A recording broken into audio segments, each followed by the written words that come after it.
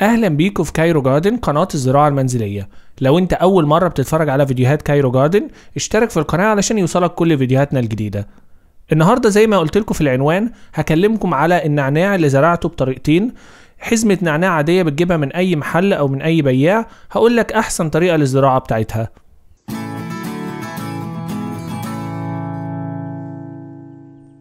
دي افرع من النعناع اللي انا اشتريته. ده اي نعناع بتشتريه زاد عندك فرعين 3 بختار اقوى افرع، وانا زرعتهم بطريقتين. طريقة الزرع نفسها هحط لك لينك على الشاشة دلوقتي توديك للفيديوهات اللي انا عملتها عن طرق الزراعة. بس زي ما انتم شايفين اهو انا زارع بطريقتين. الطريقة اللي في الشالية دي بهرمون تجذير، وعبارة عن قطع في الحزمة. ممكن انت تعمل ده من غير هرمون التجذير، يعني انا قطعت افرع قويه من حزمه النعناع اللي انا اشتريتها وحطيتها في الارض على قد صباعي كده، كل فرع منهم على قد صباعي وبس. زي ما انتم شايفين الورق بيبدا يدبل، وده اللي بيخلي ناس كتير تفتكر ان الزرع مات. لا، هو ما ماتش، هو لازم الورق بتاعه يدبل، وانا بحاول اقلل الورق لغايه ورقتين بس.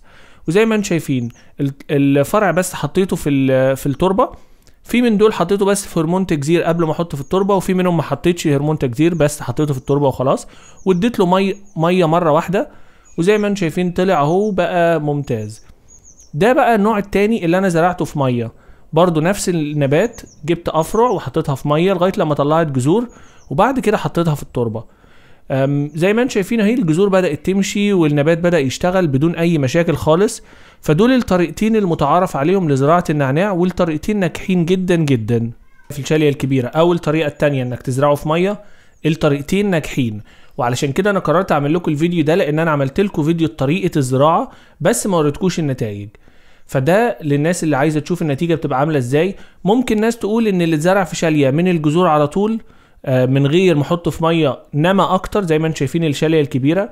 الشاليه الصغيره طلعت برضو يمكن الورق اصغر شويه، فطبعا ده بيبقى اختيارك الشخصي. يعني انا شايف بصراحه ان انا مش هزرع الميه ده تاني، لان زي ما انتم شايفين اللي في الشاليه الورق بتاعه اكبر شويه، وده بيديني حافز ان انا ازرع على طول في الشاليه سواء بهرمون تجذير او من غير. وكل ده هحط لكم لينك على الشاشه تشوفوا الطريقه بتاعت الزراعه. اتمنى يكون الفيديو القصير ده ساعدكم. شكرا، واشوفكم في الحلقة الجاية من كايرو جاردن. ما تنساش تشترك وتعمل لايك وشير للفيديو. مع السلامة.